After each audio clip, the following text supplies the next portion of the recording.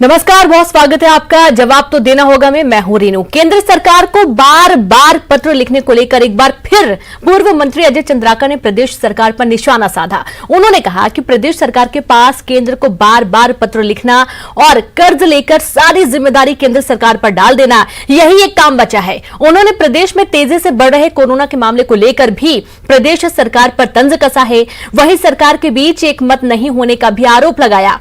उधर अजय चंद्राकर के वार पर कांग्रेस ने पलटवार किया। मंत्री अमरजीत भगत ने कहा है कि पिछली रमन सरकार प्रदेश के ऊपर कर्ज लाद कर गई है। वहीं सरकार में मतभेद को लेकर कहा कि चंद्राकर को किसी के घर में ताक झांक नहीं करना चाहिए।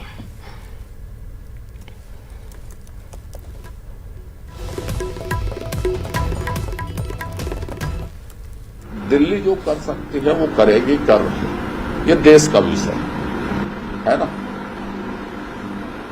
एक मुख्यमंत्री को अपना प्रांत देखना है, उनको पूरा देश देखना है और देश में भी ये देखना है कि सर्वाधिक स्थिति कहां है, कैसे है, कितने संसाधन बढ़ाए जाएंगे, कितनी क्षमता बढ़ाई जाएगी। इसकी एक राष्ट्रीय नीति होती है, उससे छत्तीसगढ़ भी लाभान्वित होगा। आप अपने संसाधनों से क्या कर रहे हैं ये जनता को बताएं। दिल्ली क्या कर रही है, दिल्ली करेगी। आप अपनी बात तो करो। 5 महीने में क्या किए, क्या तैयारी की। टीएस सिंहदेव के अनुमान जब लगाया गया तो सरकार ने उसकी आलोचना की और कोई तैयारी नहीं की। आज जो भी वो नियम दे रहे हैं, इतना पैसा दिए, उतना पैसा दिए, इतना करेंगे, उतना करेंगे, उसको तारीख सही जारी करनी चाहिए। तो पता चल जाएगा 5 महीने तक सरकार सोई हुई थी और 1 हफ्ते में जागने की कोशिश कर रही है। और जागने की तब कोशिश कर रही है जब बाजी हाथ से निकल चुकी होंगी। इसलिए मैंने दिल्ली सरकार से हस्तक्षेप के मांग की कि यहां कुछ नहीं है, यहां सिर्फ भगवान है और लोग हैं जो भगवान के रहमो करम पर हैं। नहीं, चिट्ठी लिखने के लिए और कर्जा लेने के लिए अलग विभाग बनाया जाना चाहिए यहां। क्योंकि चिट्ठी लिखने से और पेपर में छपवा देने से, समाचार पत्रों में चलवा देने से, सोशल मीडिया में चलवा देने से यह भ्रांति बनाई जाती है कि साहब हमारी जिम्मेदारी नहीं हो, केंद्र की जिम्मेदारी है। अजय चंद्राकर जी की सरकार खजाना खाली छोड़ा था। 40-42 हजार करोड़ का कर्जा छोड़ करके गया है। तो ये लोगों ने उधारी लेकर के खूब घी दिया है। अब हमको प्रदेश चलाना है तो जो आवश्यक काम हो सो तो करना ही पड़ेगा। वैसे तो हम लोग अजय चंद्राकर जी की बातों को बहुत गंभीरता से नहीं लेते, इसलिए कि उनके बात में कोई तथ्यात्मक रहस्य रहता नहीं है और कुछ भी बोल जाते हैं। और कांग्रेस के और सरकार के अंदर की बात अजय चंद्राकर जी को कैसे पता चल जाती है। दूसरे के घर में ताकझाक करना ठीक नहीं है। प्रदेश सरकार पूरी तरह से गंभीर है और कोरोना से निपटने के लिए हर वो कदम उठाए जा रहे हैं जो आवश्यक है। और इसमें सभी विभागों को माननीय मुख्यमंत्री जी ने मोर्चे पर लगाया है। तो सुना आपने किस तरीके से जो कर्ज लिया जा रहा है उस पर भी सियासत है और जो चिट्ठी लिखी जा रही है उस पर भी ना जाने क्यों बीजेपी को ऐतराज है। हमारे साथ कांग्रेस प्रवक्ता सुशील आनंद शुक्ला जी और साथ ही प्रवक्ता बीजेपी श्रीचंद्र सुंदरानी जी कुछ ही देर में जुड़ेंगे। और राम अवतार तिवारी जी वरिष्ठ पत्रकार हैं। आप दोनों का बहुत बहुत स्वागत है हमारे इस खास चर्चा में। वैसे तो पहला सवाल मेरा बीजेपी से होता है, क्योंकि बीजेपी से अभी जुड़े नहीं है मेहमान। तो सबसे पहले तो सुशील जी आपके पास ही आते हैं। ये जो पत्र लिखने की प्रथा ये कोई आज की नहीं है, पहले भी लिखी जाती थी, पहले भी लिखा जाता था। लेकिन सबसे पहला सवाल मेरा आपसे यही है कि पहले तो राज्य सरकार ने खुद बोला कि केंद्र में बैठा व्यक्ति कैसे राज्य की जिम्मेदारी संभाल सकता है, कैसे देख पाएगा कहां कोविड की संख्या ज्यादा है, कहां कम है, कहां प्रभाव ज्यादा देखा जा रहा है। तो जिम्मेदारी राज्य सरकार को दी जानी चाहिए। अब राज्य सरकार को जिम्मेदारी दिए जाने के बाद उन्होंने जिला कलेक्टरों को जिम्मेदारी सौंप दी, जिला कलेक्टरों ने अपने मातहतों को सौंप दी और उसके बाद आप ये कह रहे हैं कि कोविड की स्थिति बहुत नाजुक होती जा रही है, हम संभाल नहीं पा रहे हैं और बार बार चिट्ठी लिखी जा रही है। देखिए रेणु जी, सबसे पहले तो मैं स्पष्ट कर दूं कि कोविड की स्थिति हम नहीं संभाल पा रहे हैं, ऐसा कोई पत्र राज्य सरकार के द्वारा केंद्र को नहीं लिखा गया है। माननीय स्वास्थ्य मंत्री जी को माननीय मुख्यमंत्री जी ने एक पत्र लिखा इस पत्र में उन्होंने यह अनुरोध किया कि राज्य में जो एम्स है उसमें जो आईसीयू बेड है उनकी संख्या कम से कम 150 और बढ़ा दी जाए। उसके अलावा कुछ संसाधन की मांग किया। रेणु जी देखिए, संघीय व्यवस्था में राज्य का अधिकार होता है कि केंद्र सरकार के पास जो राज्य सरकार की आवश्यकताएं हैं विभिन्न विषयों पर उसको पत्र लिखे। छत्तीसगढ़ के मुख्यमंत्री यदि केंद्र सरकार के पास केंद्रीय स्वास्थ्य मंत्री को पत्र लिखते हैं कोरोना के संबंध में या राज्य की व्यवस्थाओं के संबंध में, तो इसमें भारतीय जनता पार्टी के नेताओं को क्यों आपत्ति होती? छत्तीसगढ़ के मुख्यमंत्री यदि केंद्रीय गृह मंत्री को पत्र लिखते हैं कि राज्य की जो पैरामिलिट्री बटालियन जो समय अवधि के लिए जम्मू कश्मीर में लगाई गई थी, जो यहाँ नक्सल क्षेत्र की थी, अब जम्मू कश्मीर में स्थिति सामान्य हो गई जैसा कि केंद्र का दावा है, तो इन पैरामिलिट्री बटालियन को फिर वापस बस्तर में भेज दिया जाए ताकि नक्सल से जो लड़ाई हो रही उसमें कुछ मदद मिल सके। यदि माननीय मुख्यमंत्री केंद्रीय गृह मंत्री को यह पत्र लिखते हैं कि बस्तर में जो मोबाइल टावर है उनको लगाने के लिए केंद्रीय सहायता उपलब्ध कराई जाए, तो इसमें भारतीय जनता पार्टी की आपत्ति होती। माननीय मुख्यमंत्री जी यदि केंद्रीय गृह मंत्री केंद्रीय खाद्य मंत्री को यह पत्र लिखते हैं कि जो छत्तीसगढ़ का सेंट्रल पूल का चावल का कोटा बढ़ाया जाए, उसमें भारतीय जनता पार्टी के स्थानीय नेताओं का आपत्ति होती। छत्तीसगढ़ के हिस्से का जो जीएसटी की क्षतिपूर्ति की राशि है 2880 करोड़ रुपए, उसकी मांग के लिए यदि केंद्रीय वित्त मंत्री को मुख्यमंत्री पत्र लिखते हैं, उसमें भारतीय जनता पार्टी की आपत्ति। मैं ये समझ नहीं पा रहा हूं कि भारतीय जनता पार्टी के हमारे मित्र इस देश की संघीय व्यवस्था को क्यों नहीं समझते, उनको आपत्ति क्यों है भाई? सिर्फ इसलिए कोई विपक्षी दल में बैठे हुए हैं।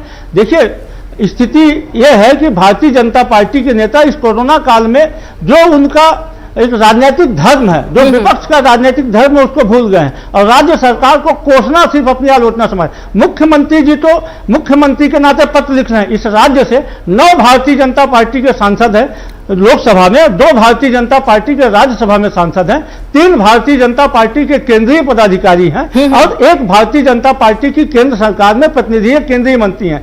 इन सभी ने आज तक क्यों पत्र नहीं लिखा? छत्तीसगढ़ में यदि इनके हिसाब से कोविड की स्थिति भयावह दौर में पहुंच रही है तो क्या इनकी जिम्मेदारी नहीं बनती थी? इन्होंने आज तक क्यों पत्र नहीं लिखा?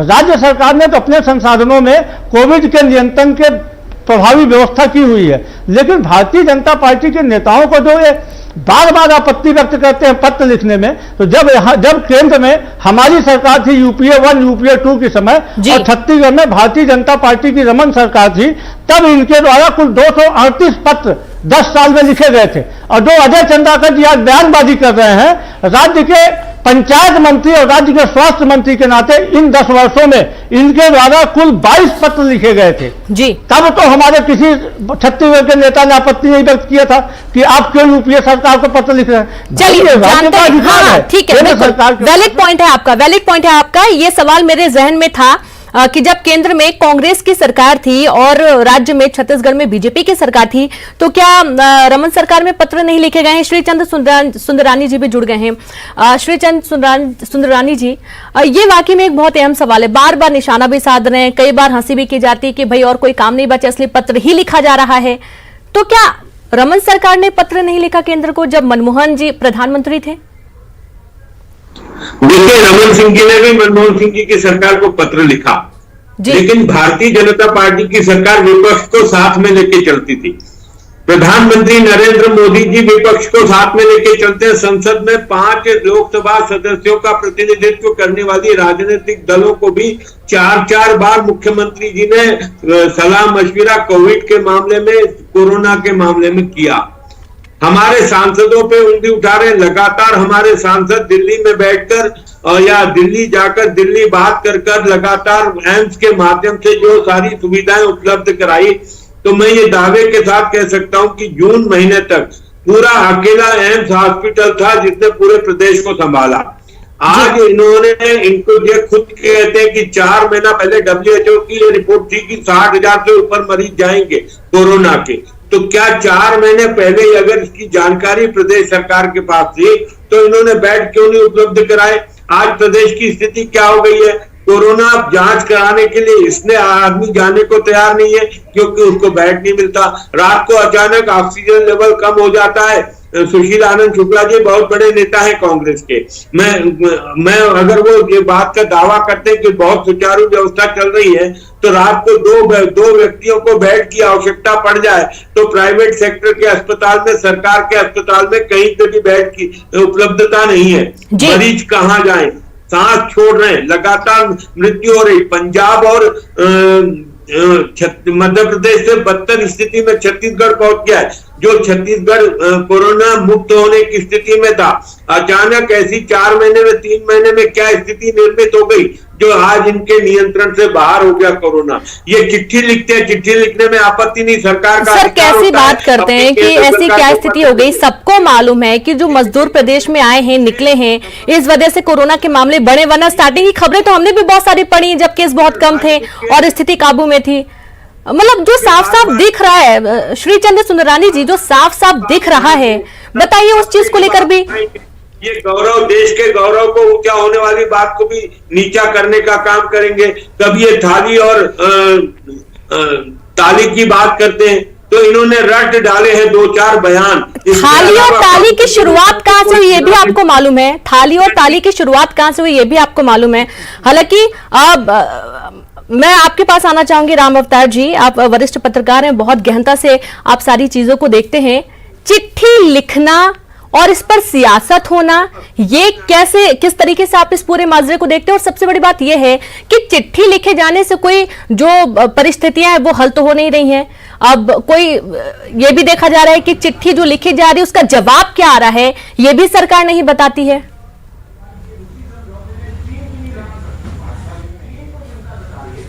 देखिए, सरकारी कामकाज में पत्र लिखना एक सामान्य प्रक्रिया है। चाहे केंद्र सरकार के पत्र लगातार राज्य सरकार को आते हैं कि आप इन किन योजनाओं को चलाइए, इन योजना में आपकी खराबी है, ये योजना में आपको ये पैसा तब दिया जाएगा जब योजना को पूरा करेंगे। इसी प्रकार राज्य सरकार भी समय समय पर अपने हक का, चाहे वो जीएसटी में हो, चाहे अन्य योजनाओं पे, जितनी योजनाएं चल रही है उन योजनाओं में और गति के लिए तो पत्र व्यवहार तो चलते रहता है। इसमें 2 तरीके से पत्र व्यवहार, कभी प्रेम के कारण लिखे जाते हैं किसी से, भाई आपने अच्छा काम किया, प्रशंसा के लिए। कभी राजनीति के लिए भी पत्र लिखा जाता है और कभी न्यायोचित मांग के लिए भी पत्र लिखा जाता है। तो ये पत्र के अलग अलग तरीके हैं और अलग अलग सोच है। हर राजनीतिक दल जो है उस पत्र को अलग अलग नजरिए से देखेंगे। वो दोनों राजनीतिक दल अपने पार्टी के नजरिए से दोनों देख रहे हैं, परंतु हम अगर राज्य की बात करें तो राज्य को ज्यादा से ज्यादा उसका हक मिले, राज्य की स्थितियां अच्छी रहे, इसके लिए राज्य सरकार को, केंद्र सरकार को स्मरण तो दिलाना ही चाहिए। उस स्मरण पे अगर राजनीति कर रहे हैं तो ये राजनीति करने का भी समय नहीं है। ये कहा जा सकता है कि इस समय जनता जो है, ये जनता से जुड़ी बीमारियां हैं, जनता से जुड़ी समस्याएं हैं और भयावह स्थितियां दिनों दिन बनती जा रही है।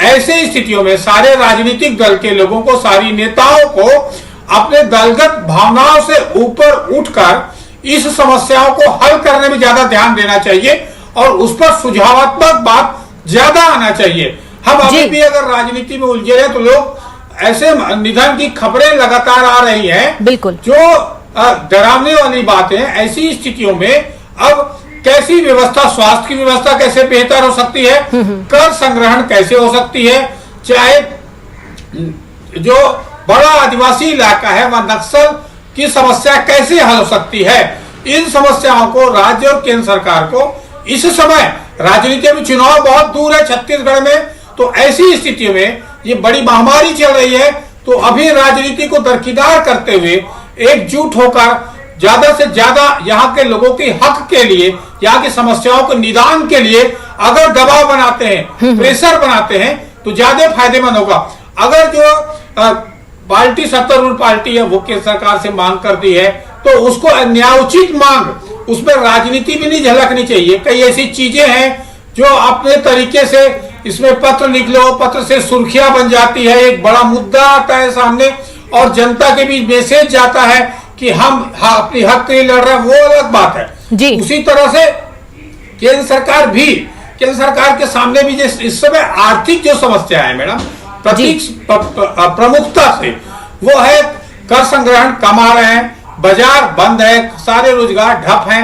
ऐसी स्थितियों में राष्ट्रीय मुद्दों पर लोगों की ज्यादातर समस्या है रोटी कपड़ा मकान, बिल्कुल, इसको कैसे हल किया जाए और कैसे रोजगार दिया बिल्कुल, जाए, यहाँ पर जरूरत यही है। ये एक ऐसा मौका है, बिल्कुल राम अवतार जी, रोकना चाहूंगी आपको।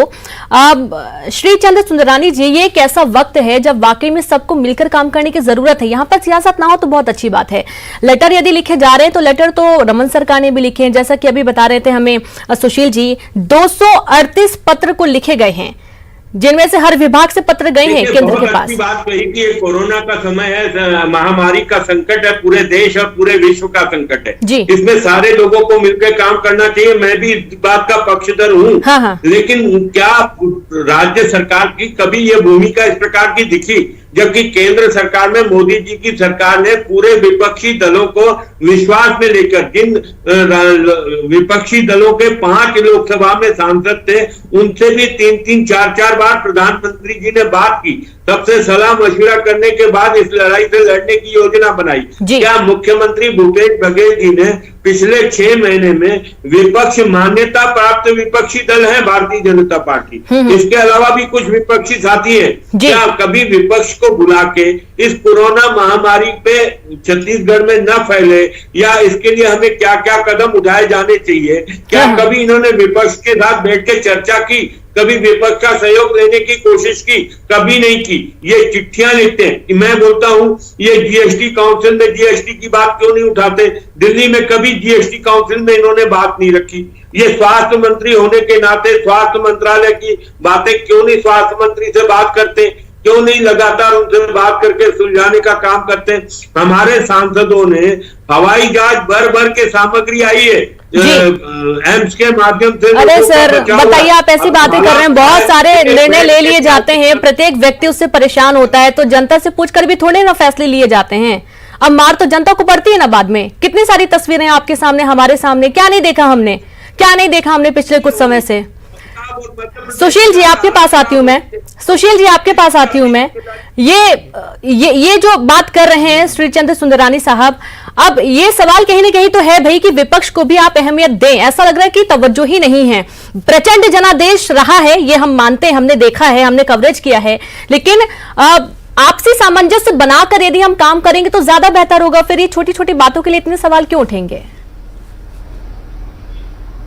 देखिए रेणु जी, मैं समझता हूं कि सुंदरानी जी संभवतः याद नहीं है उन्हें, जब आदरणीय नरेंद्र मोदी जी ने इस देश में विपक्षी नेताओं को बुलाया था, मैं उसके एक दिन पहले छत्तीसगढ़ के मुख्यमंत्री श्री भूपेश बघेल ने छत्तीसगढ़ के सभी विपक्ष के नेता, जिसमें नेता प्रतिपक्ष भारतीय जनता पार्टी के विधायक दल के नेता श्री धर्मलाल कौशिक, पूर्व मुख्यमंत्री डॉक्टर रमन सिंह, श्री बृजमोहन अग्रवाल सहित अनेक वरिष्ठ नेताओं से उस समय चूंकि कोरोना चल गया था, फोन के माध्यम से चर्चा करके इस संकट से कैसे निपटा जाए इसमें राय मशविरा किया था। उसके बाद छत्तीसगढ़ की जो विधानसभा में 4 दिन की विधानसभा चली, तब भी भारतीय जनता पार्टी सरकार के ऊपर आरोप लगाने के अलावा इस 4 दिन की विधानसभा का रिकॉर्ड उठा के लिया जाए, एक भी सकारात्मक सुझाव इनके द्वारा नहीं दिया गया। और जब भी ये बयान देते हैं सिर्फ और सिर्फ सरकार को कोसने का, भारतीय जनता पार्टी के छत्तीसगढ़ के नेता दुर्भाग्य से कोरोना के कमेंटेटर बन गए हैं। आज स्थिति यह है कि छत्तीसगढ़ में 29 कोविड स्पेशल अस्पताल बनाए गए हैं और 29 सरकारी अस्पतालों,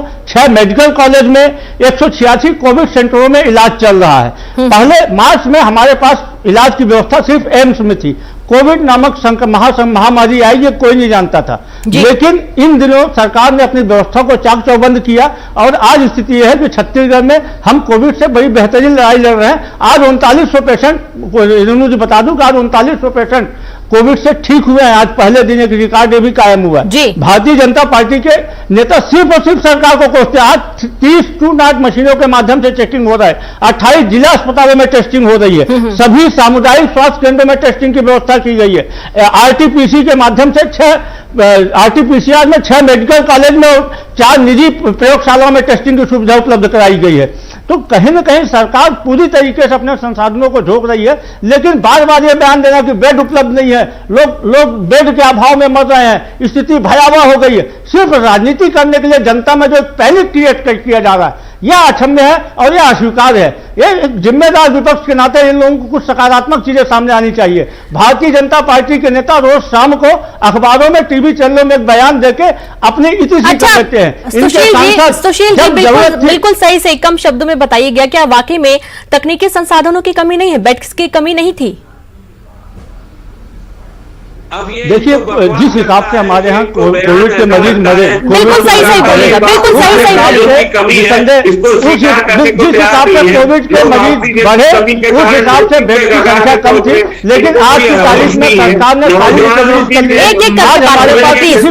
करके बात के लिए घूमने की आवश्यकता नहीं है। सुंदरानी जी बोल रहे हैं, सुशील जी वो मान रहे हैं कि जिस तरीके से मामले बढ़े थे उसके बाद वाकई में ये कमी हुई थी। ये आप मानते हैं ना सर कि कमी थी? एक सब चूंकि आप सत्ता में, इसलिए सवाल से ही ज्यादा होगा। उसको रिकवर किया गया, आज हम बेहतरीन पोजीशन में हैं। हाँ। आज मैं पूछता हूं कि यदि मुख्यमंत्री जी ने केंद्रीय स्वास्थ्य मंत्री से बोला कि एम्स में 150 आईसीयू बेड बढ़ा दिया जाए, जिनके सांसदों को तो आगे आना चाहिए, सुंदरानी जी को बयान देना चाहिए। आप तो उसमें टांग खिंचाई कर रहे हैं। आप सिर्फ और सिर्फ इस कोरोना के अवसर को छत्तीसगढ़ की जनता के साथ में जानकारी जुड़वा करना चाहते हैं। आप लोग पढ़े नहीं कर रहे हैं, आप लोग प्रदेश में भय का वातावरण पैदा कर रहे हैं, आप लोग प्रदेश के लोगों में भय पैदा कर रहे हैं। सुशील जी इतनी पैनिक नहीं है जितनी पैनिक आप बता रहे हैं। कहीं भी बेड, तो डॉक्टर रमन सिंह जी सुशील जी आपके समय में तो एक मेडिकल कॉलेज था। नहीं प्लीज एक छोटा सा सवाल है, क्योंकि वक्त मेरे पास कम है। सुशील जी आपसे ही सवाल है, वक्त मेरे पास कम है, प्लीज कम शब्दों में आंसर करिएगा।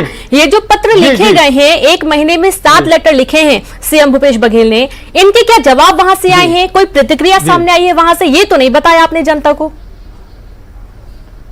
किसी भी पत्र का आज तक कोई जवाब नहीं दिया गया। ये भारतीय जनता पार्टी की छत्तीसगढ़ के प्रति गंभीरता है। और मैं बता दूं आपको कि हमारी सरकार बने मात्र 1.5 साल हुए हैं। यदि राज्य में 70% से अधिक स्वास्थ्य सुविधाएं खाली नहीं होती, चिकित्सकों के पद खाली नहीं होते, पैरामेडिकल स्टाफ के पद खाली नहीं होते, तो आज इतनी स्थिति भयावह नहीं हो पाती। हमारी सरकार ने रिकवरी किया, इन्होंने डॉक्टरों को भरा, इन्होंने नर्सेस भरा, इन्होंने कंपाउंडर भरा, इन्होंने स्वास्थ्य पत्र लिखे गए थे, पत्र का एक भी जवाब केंद्र सरकार से नहीं मिला है। कुल मिलाकर ये बात है। अब मेरा यही मानना है और आप सभी से अपील भी है कि सब मिलकर इस वक्त काम करें, चाहे वो बीजेपी हो, चाहे कांग्रेस हो, चाहे सामाजिक कार्यकर्ता हो, तभी इस कोविड से लड़ाई लड़ी जा सकती है। वरना पार्टी लड़ेंगी तो उसके चलते आम जनता परेशान होगी और कुछ भी नहीं होगा। बहुत बहुत शुक्रिया आप सभी का हमसे जुड़ने के लिए और तमाम बातचीत करने के लिए। और जिस तरीके से ये वाद विवाद हो रहा है, चिट्ठी को लेकर बातचीत हो रही है, हालांकि सुशील जी मानते हैं कि जब मामले ज्यादा थे तो बेड की कमी थी, लेकिन उसे भी सुलझाया गया है।